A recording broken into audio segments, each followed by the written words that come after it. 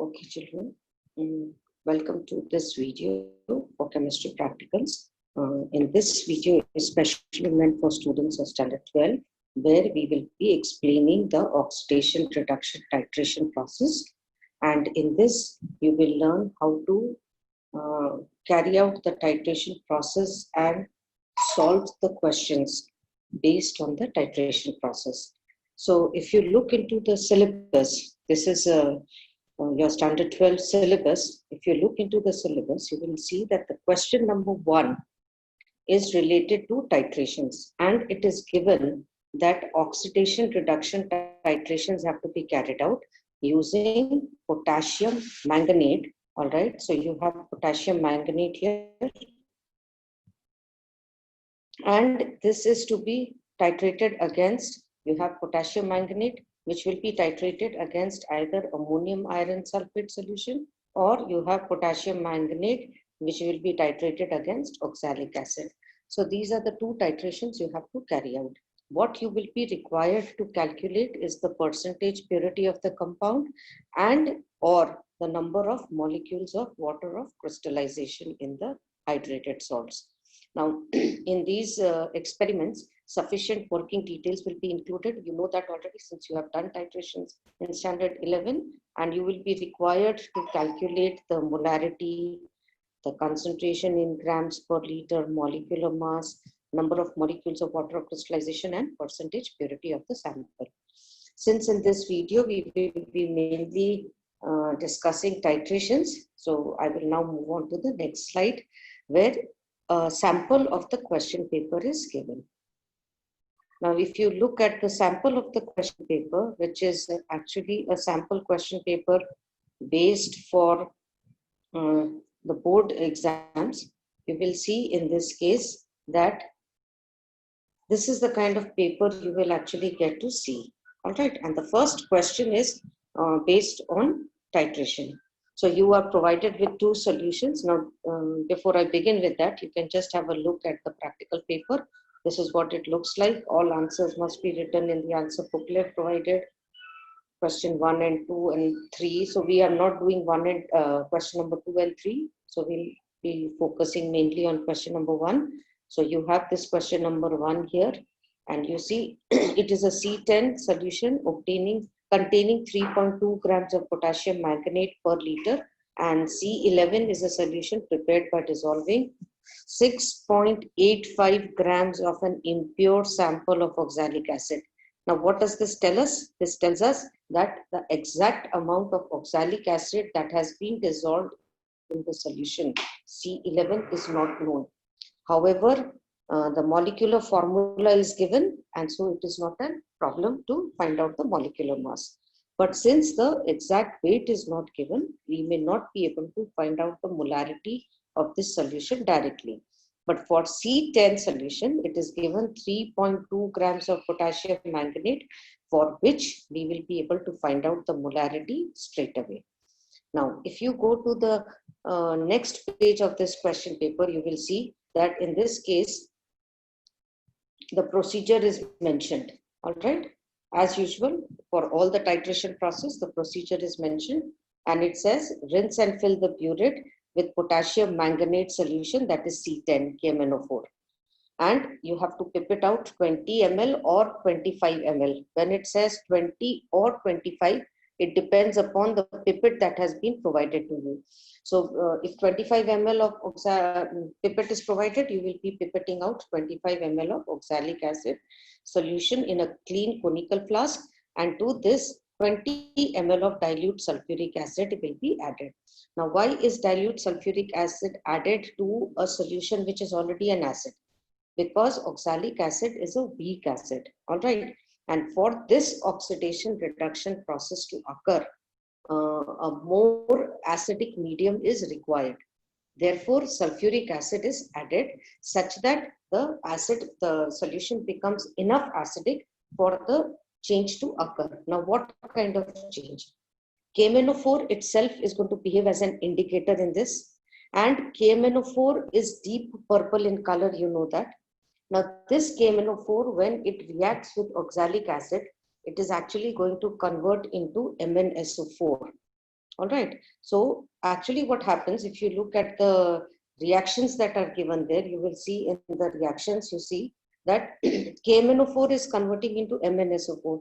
So the oxidation state of manganese, which is +7 here, all right, is actually converting from +7, it is changing to, in this case, it is going to be +2. So it is actually, there is a decrease in its positive charge. That means it is gaining electrons and it is undergoing reduction. In this oxidation reduction, the KMnO4 has a deep purple color, but MnSO4 is colorless. So as long as the reduction process is taking place, the color of the solution will remain colorless when KMnO4 is being added in the acidic medium. As soon as the oxalic acid is used up and there is no more conversion of KMnO4 into MnSO4, the pink color of that KMnO4 will also be imparted in the solution in the conical flask. So if I go by that, KMnO4 is going to is a self indicator, and it is an oxidizing agent, so it is itself undergoing reduction, whereas the oxalic acid is going to undergo oxidation and the products obtained will be CO2 and H2O. So now if I go back to the procedure again, you will see that after the sulfuric acid has been added, the contents in the conical flask are to be warmed. Now, why should you warm the contents of the conical flask? The reason is that if the temperature is not maintained around 60, unless the temperature is little higher than the room temperature, a sharp change in the color is not observed.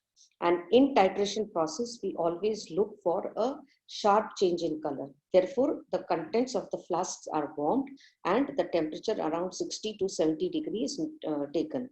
Now, this conical flask, when after adding oxalic acid and sulfuric acid is heated, then either you may use a thermometer to record the temperature, or if you see the bubbles rising from the bottom of the flask and the vapors are just forming, that is the temperature around which it is ready for titration. So once that temperature has attained, you remove the conical flask from the fire and titrate the solution running C10 solution from the burette. C10 is the KMnO4 solution. Shake the solution constantly till a permanent pale pink color is obtained. Ensure that the pink color obtained does not disappear on shaking the contents of the conical flask. Now, why this is being told is because when you allow the solution to drop into the conical flask, the solution gets concentrated in the area where it is dropping. So there it may impart a pink color. But when you shake the contents or when you swirl the contents of the conical flask, that pink color disappears. But as soon as the oxidation reduction process has completed, after that, when you are adding 1 drop of KMnO4 also, because the color of KMnO4 is very intense, so 1 drop of KMnO4, which is not converting into MnSO4, that those molecules of KMnO4 will impart a pink color to the solution. And this is where you have to note the readings. You already know how the readings are to be noted and tabulated. The initial readings have to be taken, then the final readings. So if you start with a 0, and let us say the readings that you got in this case are 24.6, I think in the video also we are dealing with that same reading. So based on that, the other calculations will be done. Now, if you look at the question, what does it tell you? You have to repeat the above procedure to get at least 2 concordant readings and tabulate your readings. You must state the capacity of the pipette used and the titer value you intend to use in your calculations. And it is required, if it is required in the question paper, it says, show the titer value to the visiting examiner. You have to ask the visiting examiner to come to your place and see the titer reading.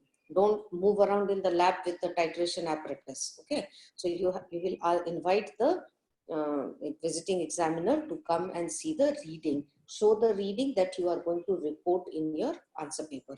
Now the equation is given for, because these information are always given for a titration process. So you can see for every 2 moles of KMnO4, For every 2 moles of KMnO4, 5 moles of oxalic acid are required. You can either use the reaction in the molecular form to understand that, or you can use it in the ionic form. You will see that 2 MnO4 minus is requiring 5 oxalate ions for the complete oxidation reduction process to happen. Now, what are you supposed to calculate? You invariably, the first question is to find out the molarity of solution C10, for which the data are usually completely given in the question paper. And the next is the molarity of the oxalic acid solution. Third is the strength of oxalic acid solution in grams per liter. And the fourth question is the percentage purity. Now, if I go back to the question in the question paper, what is the weight given? From there, we can begin with the calculation. You see now, you see in this case, the amount of potassium manganate taken is 3.2 grams. So we will begin our calculations by using the 3.2 grams of potassium manganate, and then we will proceed to do the other calculations. So I'll keep this like this and I will use the whiteboard to explain the calculations. See, in the case of this, you will find that the molarity is to be calculated. The data for the first, whatever you need to know for the first question is usually given. Now, in the case of molarity of potassium manganate, you need to first find out the molecular mass of KMnO4. Now, the molecular mass of KMnO4 will turn out to be 158. Okay. So let us use the first one. I have this question number 1 to be answered, and I have to find out the molarity of KMnO4 solution. So molarity is equal to number of moles dissolved per liter of the solution. So how do I find out number of moles? This one is equal to number of moles per liter of the solution. So that can be calculated by knowing the given weight, which is 3.2 is the given weight per liter of the solution divided by 158. Now it is advised that always write the formula and then show the substitution. I have shown the substitution directly because I understand you know the formula. So, but in the examination, you have to write the formula and then show the substitution. 3.2 grams per liter is given and 158 is its molecular mass. So the number of moles per liter will equal to, in this case, if you calculate, it comes to 0.00202 molar solution. Okay, this is for KMnO4. So within brackets, I will write down here so that there is no confusion when I'm doing the calculations. So this is KMnO4 solution. Now, question number 2 deals with what? Question number 2 is telling us to find out the molarity of the given oxalic acid solution. To find the molarity of the oxalic acid solution, we have to use the molarity equation. So if I'm using the molarity equation, you will find that it is M1 V1 by N1. This is the formula we have to use. This is equal to M2 V2 by N2. Okay. Now, if this is M1 V1 by N1 equal to M2 V2 by N2, to avoid any confusion, let us say I will write within brackets here KMnO4. Okay, so this means that this M2, V2 and N2 are for KMnO4. M1, V1 and N1 is for oxalic acid. Now let us start substituting. So in the substitution, if M1, V1 and N1 is for oxalic acid, the molarity of oxalic acid I have to find out. So I will leave it as M1. What is the volume of oxalic acid we are taking every time? That is the amount that will be 25 ml that you are pipetting out every time. Okay, and then after this you have N1. This one will be divided by N1. The number of moles we just discussed, that in case of oxalic acid and KMnO4, the number of moles of oxalic acid used are 5. So I will write a 5 here. And M2 we will get from the first question. What is there in the first question? The molarity that we got is 0.00202. 0202, all right, and V2 is the titer reading. The titer reading in this case we are taking as 24.6. So I will write 24.6, which is ml, which is the titer reading for me. Okay, and divide this by 2. So when I divide this by 2, why? Because KMnO4, number of moles of KMnO4 used are 2. So what is M1 equal to then? I will calculate M1. M1 will equal to 0.0202 into 24.6. Okay, that is the titer reading. All right, and into 5, because I am rearranging, and divided by, this is going to be 25 into 2. 25 into 2. You can very conveniently use your calculators to find the values, and when you find the value, if you have to go up to the 4th decimal digit, and you will see that in this case the value of the molarity turns out to be 0.04969. This I have already done the calculation, so I know that it will be this much. So this is the molarity of the oxalic acid solution. Now, what is it that you have to do next? If this is what I have to do, the molarity has been calculated. The next question is to find out the concentration of the hydrated oxalic acid in grams per liter, so that when I am doing it in grams per liter, then I can find out the percentage purity also. So I will now remove this, and we will go to the third question. So let's go to the third question now. In the third question, you are getting concentration of the hydrated oxalic acid. You have to find out concentration of hydrated oxalic acid, sample of the hydrated oxalic acid. Why I am using the word hydrated is because it has 2 molecules of water of crystallization also. So oxalic acid I have to find out. Okay. So in this case, what is the formula I will use? The formula is similar to the formula I used in the first question, where I said molarity is equal to given weight by molecular mass. So if I rearrange given weight in grams per liter, if I have to calculate, this is what I have to find out. This will equal to molarity into molecular mass. This will equal to molarity into molecular mass of oxalic acid. So I will substitute now, because molarity I will take from question number 2 that I got. So that is 0.04969 into the molecular mass of oxalic acid I will take as 126, and this turns out to be equal to 6.2611 grams per liter. Okay, so we keep a note of this. This is 6.2611 grams per liter. The fourth question deals with finding out the percentage purity of the given sample of oxalic acid.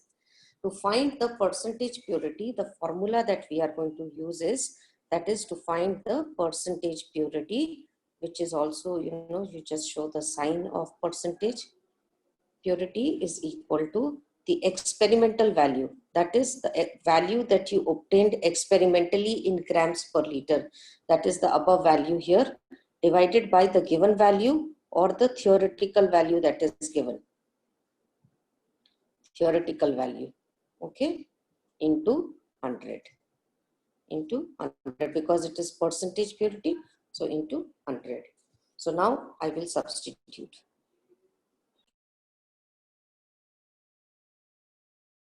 What will I get?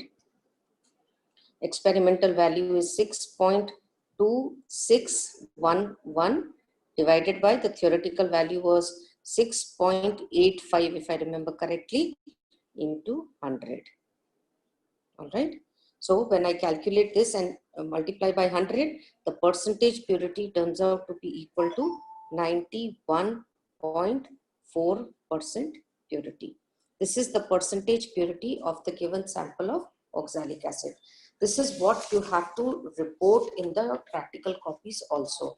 So whatever calculations I have shown and whatever explanation I have given, I hope you have understood that, and you will report this in your practical note copy as experiment number 1 for this session, that is in your standard 12. You also will have to show the table, that you know how to draw the table and write the initial value, final value, and the titer value you intend to use for your calculations. Just in case if you don't know and you want me to remind you how to do it, then this is how you are going to draw the table. Okay, so this is the table. Sorry, the line hasn't come out straight. Okay, so this is experiment. This is, I will draw the table like this. This is going to be your experiment number 1, 2, and 3. All right, or serial number or experiment number, whatever you wish to write here. Then you draw the first column and you will write down volume of oxalic acid taken in all the 3 cases. It will be 25 ml. Write the units also, and always use a pen to fill in the final data in the table. Okay, pencil writing is not allowed. Now, then the next you will find the column for writing the volume of KMnO4 used. Volume of KMnO4 used. And for this, you will have to have 3 sub columns. The first one will be the initial reading. So if this is 0, if you are starting with 0, so this is the initial reading. This is the final reading. The third column will be final minus initial. And here you will write the titer value used for the calculation. Only one value you have to use for calculation. Which value you will use? The value has to be a concordant reading. Okay, so 0 and the first reading, suppose I got as 24.7.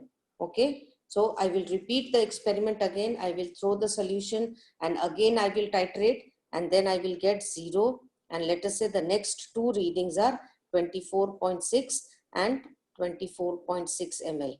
Okay, all the 3 readings I started with the 0 marks, from the 0 mark. So final minus initial, this is 24.6, this is 24.6. Remember, you have marks for your tabulation also. So if you mess up the table by overwriting or by not using pen, it may lead to deduction of marks also. So the titer value we intend to use for our calculation will be 24.6. That is what we have used in the entire calculation. So this was related to your question on titration given in the sample paper, that is experiment number 1. Okay, now the next experiment that you have to do is KMnO4 versus mode salt. But here also we will change the question. First 2 calculations will be the same, but in the last 2 calculations, there will be a slight change in the way we are going to do it. So this is, I hope you all have understood, and it says molarity must be calculated up to at least 4 decimal places. So always read the entire paper before you start with the writing or reporting your answers. Now let's come to the next experiment. The next experiment, you will see it says experiment number 9 because I took the picture from a certain book. But here you can make this as experiment number 2. In this place, you will always, you can just erase this and write down experiment number 2. And again, in this case, you see you are provided with 2 solutions. Once solution A10 is a solution of 1.5 grams per liter of potassium manganate. And solution A11 is containing 18.4 grams per liter of hydrated ammonium iron sulfate crystals, but there is an X in the formula. So you cannot find the molecular mass of this hydrated ammonium iron sulfate, and therefore you cannot find the molarity directly. But for solution A10, you can find the molarity directly for this. Okay, so you start reading the question. What do you see in the question? That fill the burette with potassium manganate solution, and in the potassium manganate solution, pipette out 25 cc of the solution A11 into a clean conical flask. To this, you will add 20 cc of dilute sulfuric acid, specially provided for the titration. Run the solution A10 slowly till one drop of this solution gives a light pink color to the solution in the flask. The pink color should not disappear on shaking the contents in the conical flask. This indicates the end point. Repeat the titration to get at least 2 concordant readings and tabulate your reading and state the size of the pipette used in the titration and the titer value you wish to use in your calculations. Now remember, this is also an oxidation reduction titration. Here also KMnO4 is going to behave as an oxidizing agent. Itself it is undergoing reduction. When you look at the reactions, you will understand. And in this case also the ferrous ammonium iron sulfate is used, hydrated ammonium iron sulfate is used. Why? Because the ferrous sulfate is readily oxidized to Fe3 plus state. So to prevent that ready oxidation of ferrous ions to ferric state, it is taken in the form of ferrous salt, Mohd salt. This is called as the Mohd salt, that is hydrated ammonium iron sulfate, so that we are able to look into the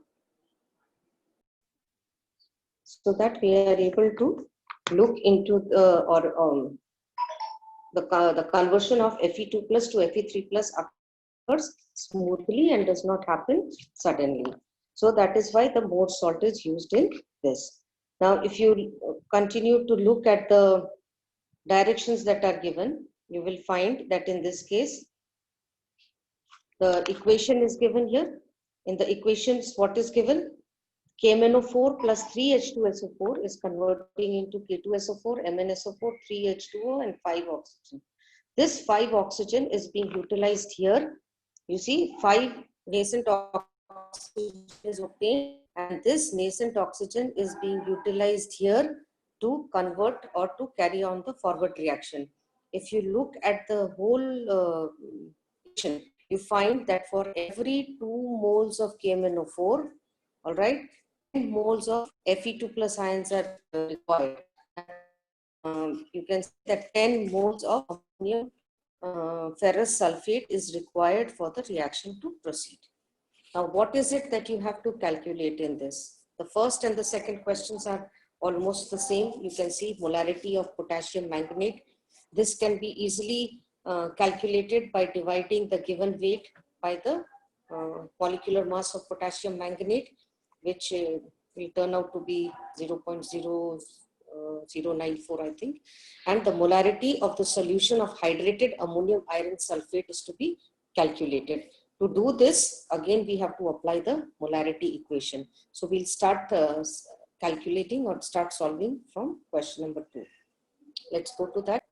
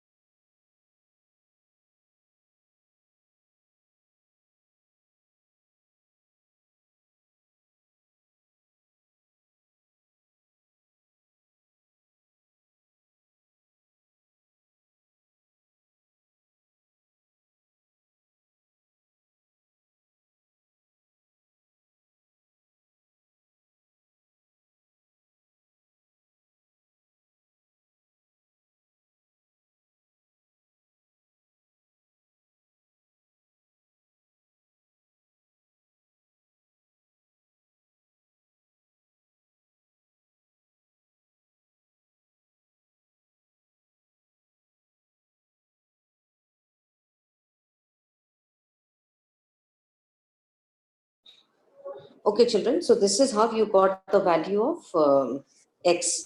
So if it is coming out to be 6.32, we cannot write the value 6.32 here. We have to write the whole number. Probably there has been some audio issues in the recording. So I will go back to the calculations again, just to clarify the matter, how we got that 6.32. Because audio was not available, I think in the recording there was some problem. But anyway, let me go back to that slide and explain that to you one more time. If I go to that slide, the questions were to find out these were the questions that we had to do. So you see the molarity of potassium manganate, if I have to do, then we are going to take the given weight and divide that by the molecular mass that we have done already, and molarity of solution of hydrated ammonium iron sulfate also we have done. Now, if I look into the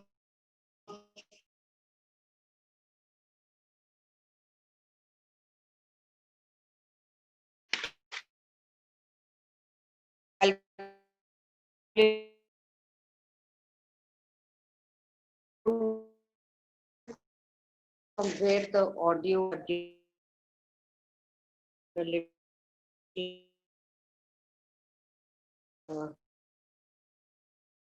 let me see if I then I just give a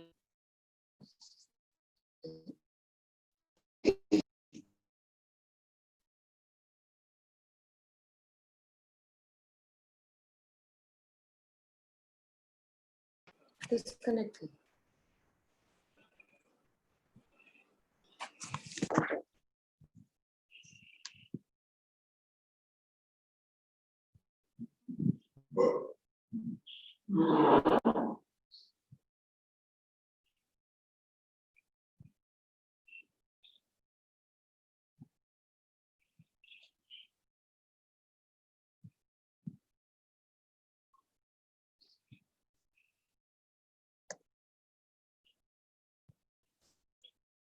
Some due to network issues, children, there is a slight problem, but anyway. So we have to do this molecular mass of hydrated ammonium iron sulfate and the value of X. So molarity we can calculate. We have done that already. And molecular mass of hydrated ammonium iron sulfate also can be calculated. We use the whiteboard for this. So question number 2, we have used the molarity equation, M1 V1 by N1 is equal to M2 V2 by N2.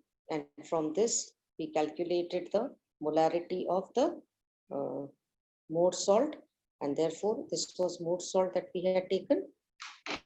And so this is equal to M2 value when we substituted in the previous thing you must have seen. It came to 0.04624 molar. Okay. Now coming to the molecular mass of hydrated ammonium iron sulfate. For that also, the formula molecular mass was taken as equal to strength, that is the given weight or the strength of the solution provided divided by the molarity. So when it comes to molarity, the value that we will substitute is from question number 2, and here you are getting 18.4 divided by 0.04624, and the value turns out to be equal to 397.92. And the fourth question, we have to find the value of X. To find the value of X, we have to use molecular, this is value of X if I have to calculate. So the value of X will be calculated by knowing the molecular mass. So to calculate this, molecular mass is equal to the 284, that is the total mass of ferrous sulfate and ammonium sulfate, plus 18x. X is the number of molecules of water of crystallization, 18 is the molecular mass of water. So therefore, in this case, 397.92 will equal to 397.92 will equal to 284 plus 18x. Okay, and therefore the value of x turns out to be equal to 6.32, and the value that we will take is 6 for the substitution in the formula. So this is where I think probably the audio went wrong and there was a slight disturbance. Sorry for that, couldn't help it, but this is what you have to learn and understand in the titration. Both the titration process you will write in your practical copy. First one is with oxalic acid and the second one is with the Morse salt. So I hope you have understood, and if there is any doubt that you have not followed it or you want any further explanation, please feel free to text or to call up and find out. The observation table is also explained here, but we have taken the reading as 24.6. So your calculations should be based on 24.6 ml. All right. And what happens at the end point? Again, when all the ferrous ions have converted into the ferric ions, there will be no further oxidizing property of KMnO4 will not be used. So it will not undergo any further reduction. And therefore, whatever KMnO4 molecules will remain in the solution that will impart a pink color to the solution. This is the chemistry behind the titration, that is the oxidation reduction titrations that you all have to do in standard 12. So thank you children for watching, and I think there is a little bit of the video is little disturbed somewhere in the middle because of I think the network issues, but since it was a long video, I had to do it like this. So thank you for being there and for watching it, and I hope you will note it down in your diaries. So with this, I think we come to the end of this video session, and all this for you to see. Okay, so that is the end of this. Thank you, children.